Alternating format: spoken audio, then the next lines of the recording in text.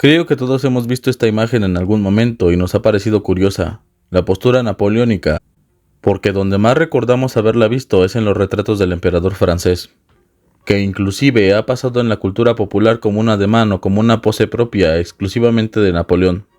Y si hemos sido lo suficientemente curiosos y nos hemos adentrado en el mundo del arte o de las fotografías, en algún momento nos hemos dado cuenta de que no solo Napoleón utilizaba esta pose, sino que además había varios personajes históricos del siglo XIX y del siglo XX que seguían utilizando esta postura para retratarse. Ya sea en pinturas o en fotografías, como esta de Marx, o qué me dicen de esta imagen de Sir Arthur Wellesley.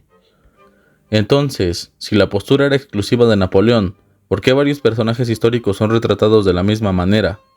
¿Acaso porque intentaban imitar a Napoleón de alguna manera? ¿Napoleón había puesto de moda la mano metida en la abertura del traje?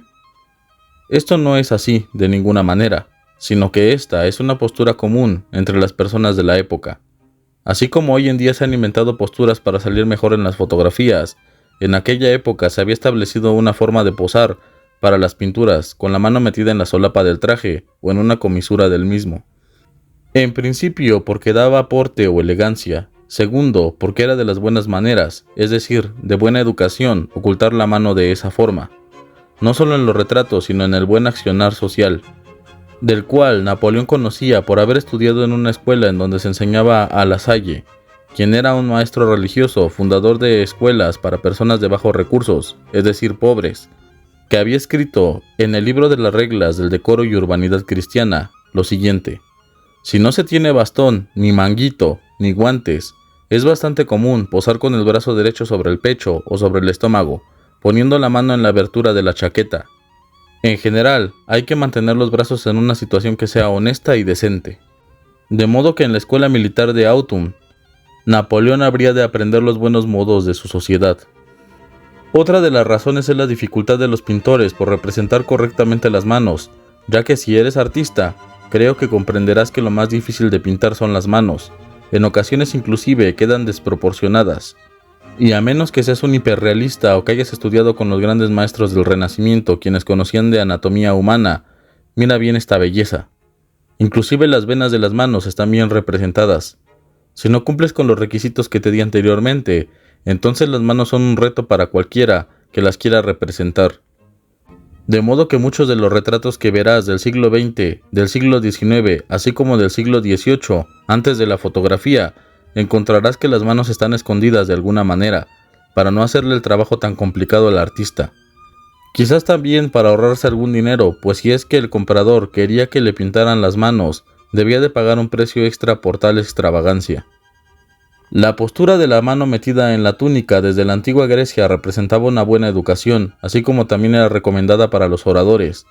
El orador Esquines declararía en aquella época que hablar con la mano en esa postura era un símbolo de modestia, pasando de generación en generación, al punto de que se convertiría en una representación de la buena presencia y un símbolo de nobleza para los estadistas y gobernantes.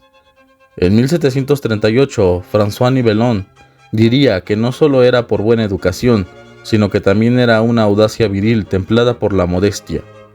Napoleón, por tanto, quería imitar esta postura que representaba su modestia y su nobleza, retratado en diversos cuadros de la misma manera, de modo que las explicaciones de muchos conspiranoicos que pensaban que Napoleón se sujetaba de esa manera o posaba de esa forma por ser masón, o aquella suposición con más sentido de que metía la mano a la altura del estómago por tener una úlcera, o por sufrir de cáncer, ya que de esa manera aminoraba el dolor de sus padecimientos físicos, están totalmente equivocados.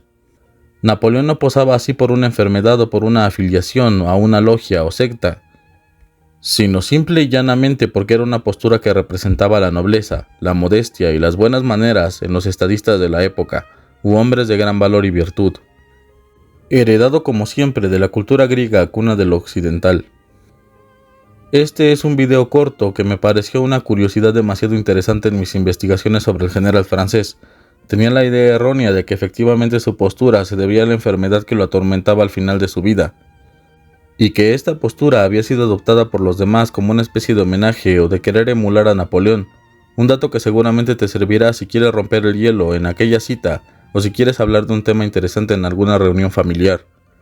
Solo pones este video y ya está. Si el video te gustó, por favor considera dejar un like y un comentario. Coméntame tus impresiones. ¿Sabías de esta interesante costumbre?